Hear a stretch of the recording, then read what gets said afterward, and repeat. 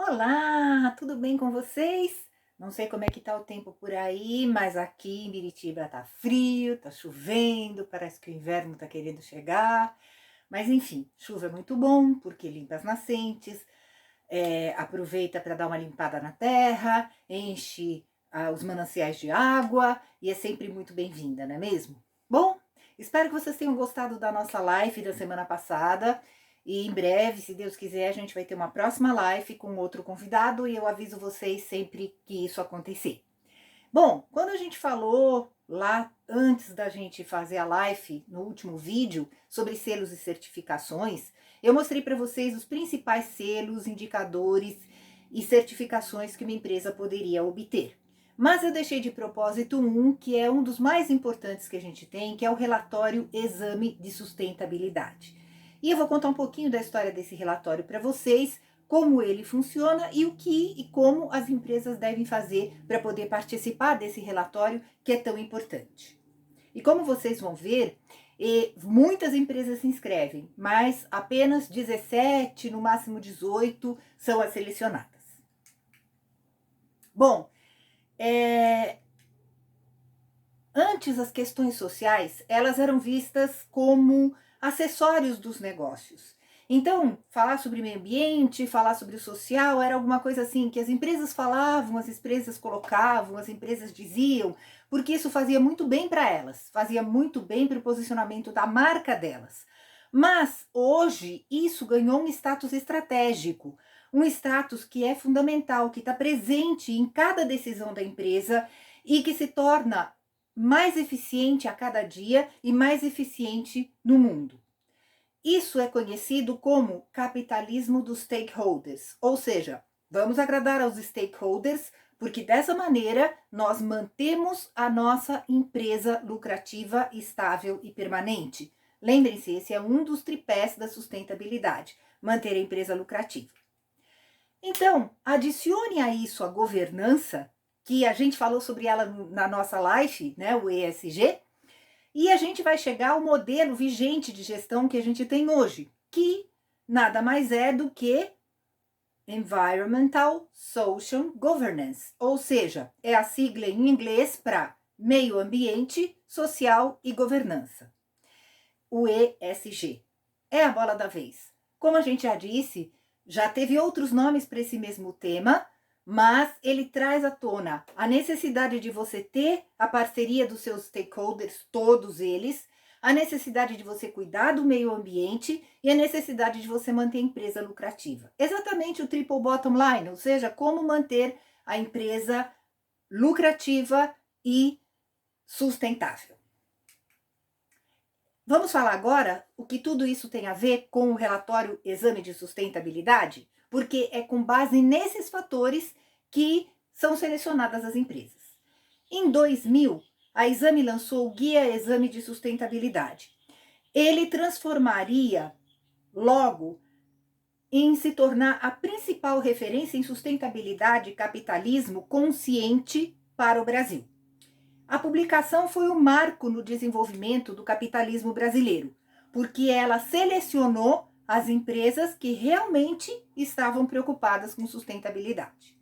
Mas em virtude das mudanças que aconteceram no cenário internacional, na consolidação do capitalismo de stakeholder, que eu acabei de explicar o que é, como padrão de atuação entre companhias mais eficientes do mundo, foi necessário fazer uma atualização desse guia.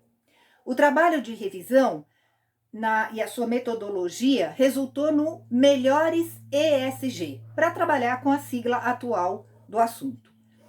Um guia inteiramente novo, mas que dá continuidade à tradição e ao pioneirismo do que foi o Guia Exame de Sustentabilidade, sem perder a essência dele, usando como uma metodologia renovada com base nos propósitos do ESG. No Melhores ESG, as empresas foram avaliadas com base em 20 perguntas. Então, elas têm que responder a esse questionário, sendo 10 perguntas abertas, dissertativas, de cunho estratégico, e 10 fechadas optativas, sobre aspectos gerenciais da empresa.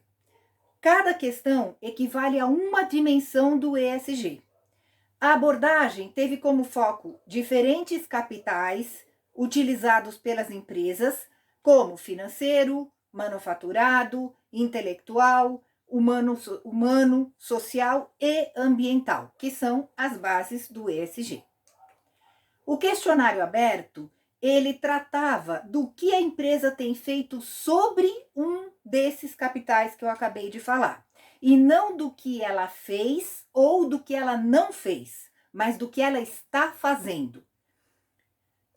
Não do que ela tem ou do que ela não tem, mas do que de fato existe na empresa. A intenção foi incentivar um olhar de processo, porque quando a gente faz uma auditoria numa empresa, a gente observa o que ela tem, a gente observa o que ela faz, a gente observa como ela está naquele momento. É exatamente isso que esse questionário propõe, fazer uma auditoria nesse processo.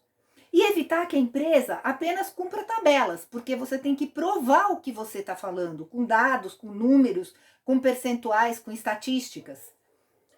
Ou simplesmente apresentasse práticas deslocadas da sua atividade central e que poderiam ser encaradas como cosméticas, para não cair no famoso greenwashing que nós já falamos anteriormente. Ao contrário do Guia Exame de Sustentabilidade, o Melhores do ESG não é um ranking.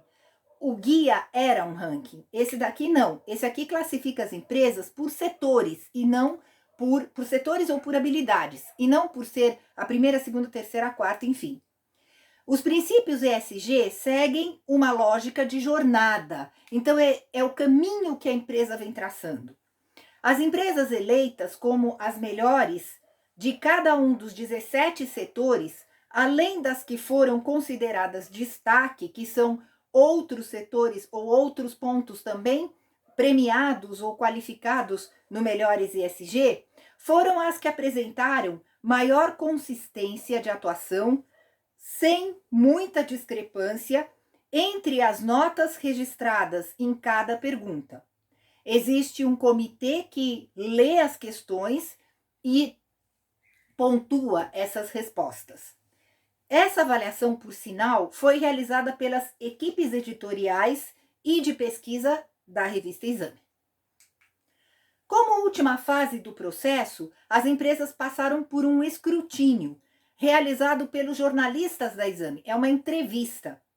O envolvimento em casos de corrupção, acidentes ambientais graves, termos de ajustamento de conduta no Ministério Público e outras infrações consideradas relevantes foram passíveis de eliminação. Então, se faz uma entrevista e se faz uma avaliação do histórico dessa empresa também. Outra mudança importante foi a exigência da publicação de balanços auditados. Eu volto a lembrar que a empresa que quer se demonstrar sustentável, ela tem que publicar uma coisa chamada relatório de sustentabilidade. Esse relatório de sustentabilidade, ele mostra tudo que a empresa vem fazendo nesses quesitos importantes do ESG, mas sobre o relatório de sustentabilidade eu vou falar no próximo vídeo com mais detalhes. E algumas também publicam o seu balanço social com base no relatório de sustentabilidade, além do balanço financeiro que é obrigatório. E a existência de conselho consultivo com pelo menos um membro independente, de preferência da comunidade, por exemplo, mesmo para as empresas de capital fechado, exceto para as startups. A regra acabou eliminando empresas que eram presença recorrente no Guia Exame de Sustentabilidade, mas que não evoluíram na transparência diante do mercado brasileiro. Isso é muito importante. Além das melhores em cada setor, a Exame concedeu sempre e concede sempre e concederá sempre um prêmio especial para uma empresa símbolo dos últimos 12 meses. Eu disse concederá porque em março deste ano foram abertas as inscrições para as empresas participarem do relatório, o exame ou do Melhores ESG.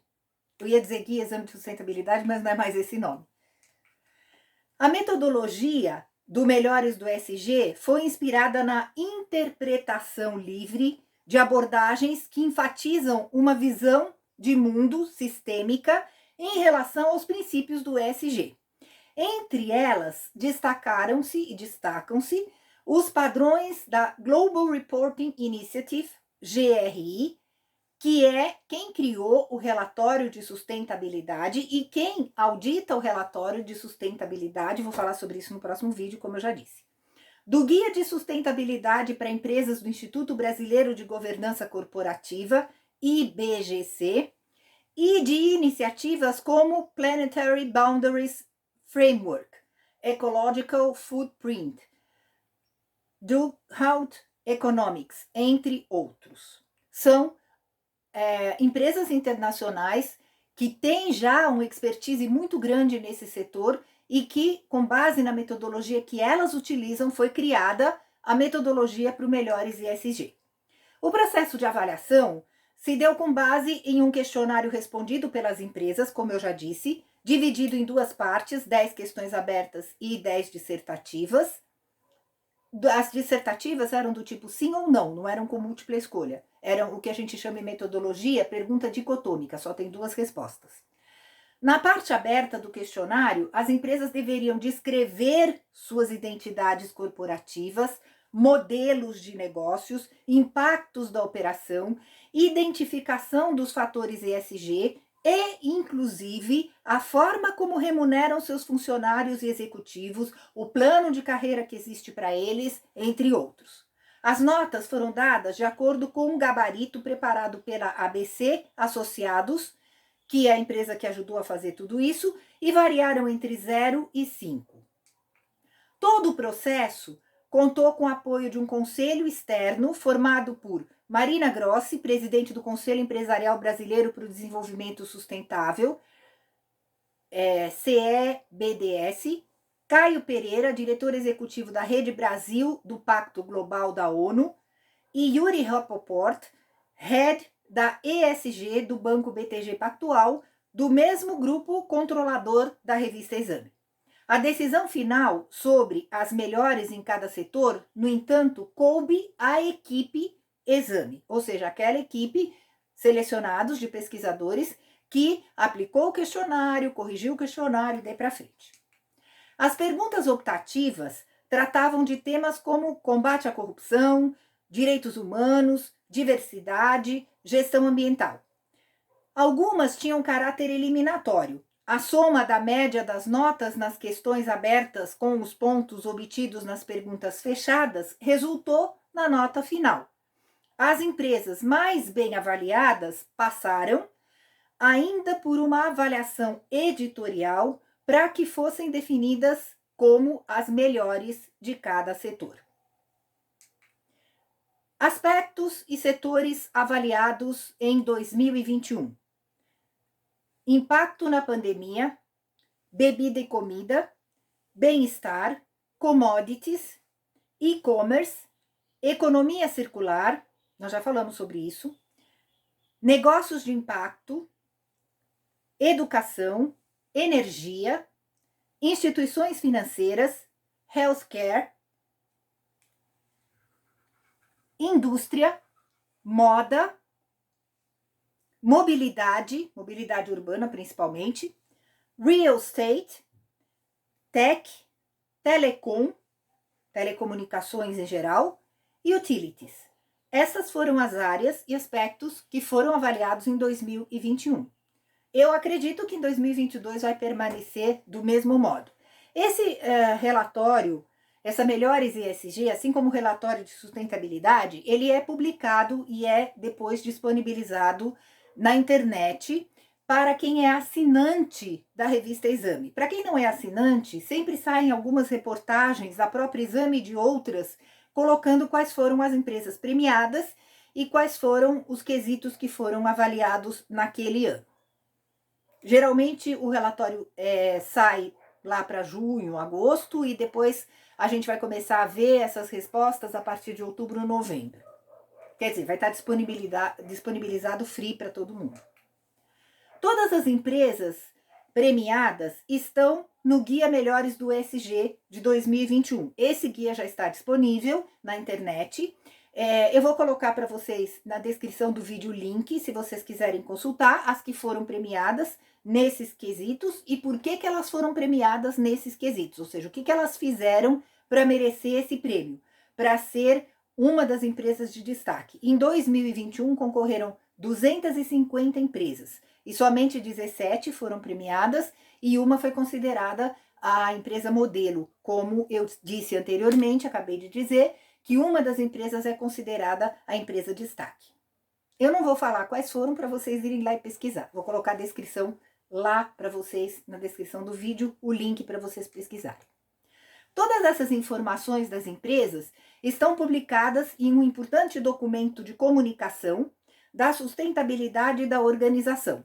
Como eu já disse, é o relatório de sustentabilidade. E ele é o principal instrumento de comunicação que a empresa tem nesse setor de sustentabilidade, nesse quesito da sustentabilidade. Mais sobre esse relatório, vou falar no próximo vídeo. Bom, espero que vocês tenham gostado. Se vocês gostaram, compartilhem, me ajudem a fazer esse canal crescer. Se não é inscrito e está assistindo o vídeo, se inscreve, toda semana tem um vídeo diferente. Dá lá o seu likezinho. Se tiver alguma dúvida, se tiver algum comentário, se quiser que eu partilhe os slides que eu uso para fazer os vídeos, é só me avisar lá nos comentários que eu respondo para vocês. Muito obrigada por estarem comigo até aqui e vamos para o pensamento da semana. O caminho é difícil. Ciladas aparecem a toda hora, mas elas estão aí para encorajá-lo a seguir adiante. Encare as ciladas não como um obstáculo, mas sim como um degrau a mais que você vai subir para chegar onde você quer chegar. Muito obrigada, gente. Até a semana que vem.